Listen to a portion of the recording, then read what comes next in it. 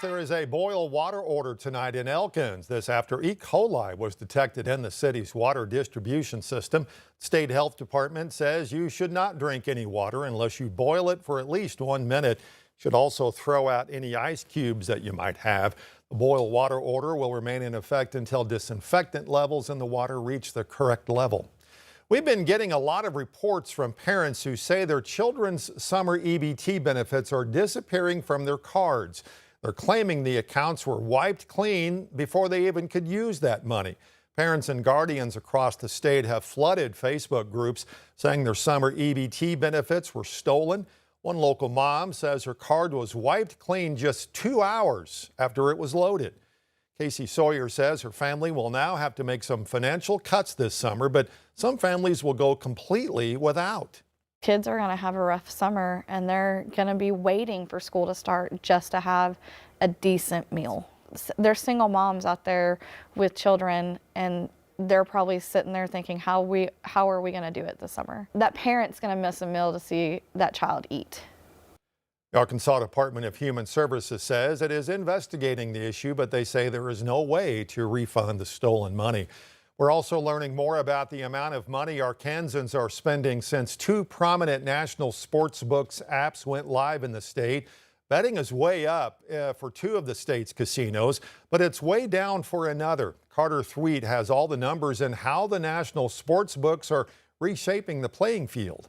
It's been just over 2 months since Arkansas casinos Southland and Oaklawn began partnering with DraftKings and FanDuel. The numbers show that these new combined sports betting apps are pulling in big numbers. In April of last year, $14 million were bet on Oaklawn's app. This year, with FanDuel as a partner, that number shot up to $52 million. Our sports betting numbers, we are seeing some changes, and that's okay. Carlton Saffa is the chief market officer for Saracen Casino. The Pine Bluff-based gambling giant is the only one in Arkansas without a national partner. It's an organic product that was built by Arkansans. But that approach may not lead to the biggest numbers. In April of last year, $26 million were bet on the Bet Saracen app. Now Oaklawn has jumped ahead with Saracen at $13 million. Bet Saracen is an Arkansas-built product, built by Arkansans for Arkansans to bet on.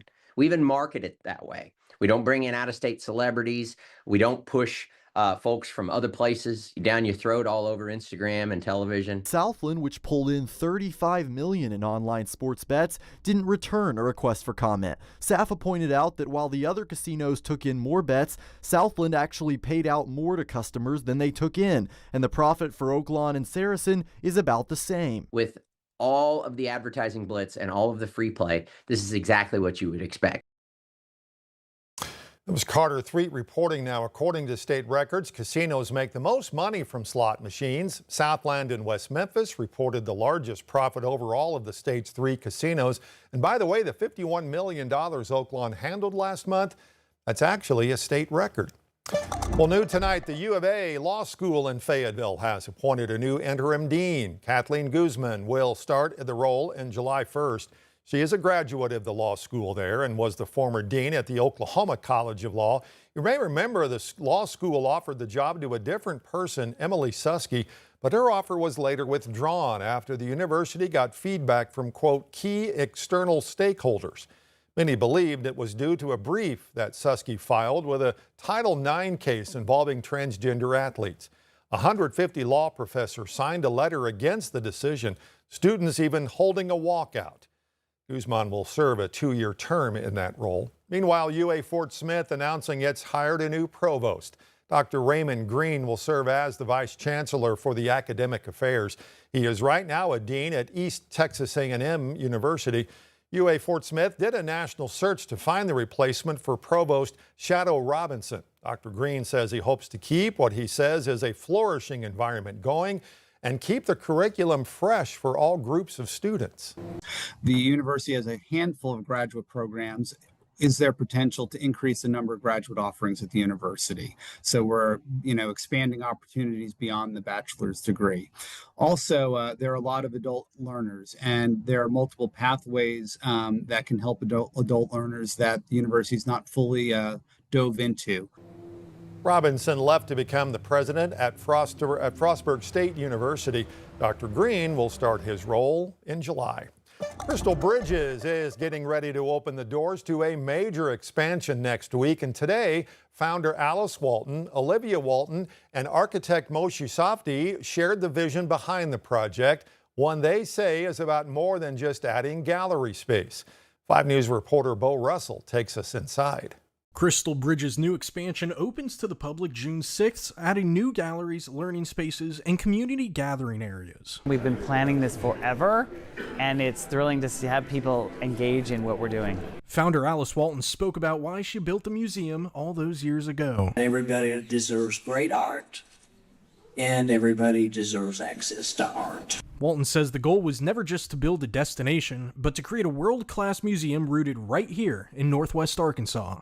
Part of the goal was to help elevate the way people view their home state and their home region. She says she chose Moshe Safdie to design the original building because she believed his architecture could blend with the Ozark landscape. The idea of art and nature and experiencing this beautiful site as you experience the art in it is a powerful principle. That philosophy carries into the expansion. Executive Director Rod Bigelow says the museum has reworked galleries, creating more room for learning and community connection. We want people to come every day. We're also really committed to making sure this space feels comfortable and welcoming and relevant to the local community. But leaders say the expansion isn't just about space, it's also about who feels welcome inside. The expansion for me means more stories, an opportunity to lift more voices, to build an even bigger tent to tell a more expansive story. Olivia Walton says children have been central to the vision for Crystal Bridges from the beginning, and the new expansion adds more classrooms, learning spaces, and hands-on experiences designed to make kids feel like they belong. We want kids to make sure they feel like this is a place they belong. The museum will continue offering free admission, a part of the mission leaders say has never changed. The museum is free, so it's exciting that we are able to open our doors to everyone with no barrier of cost. Bo Russell, 5 News.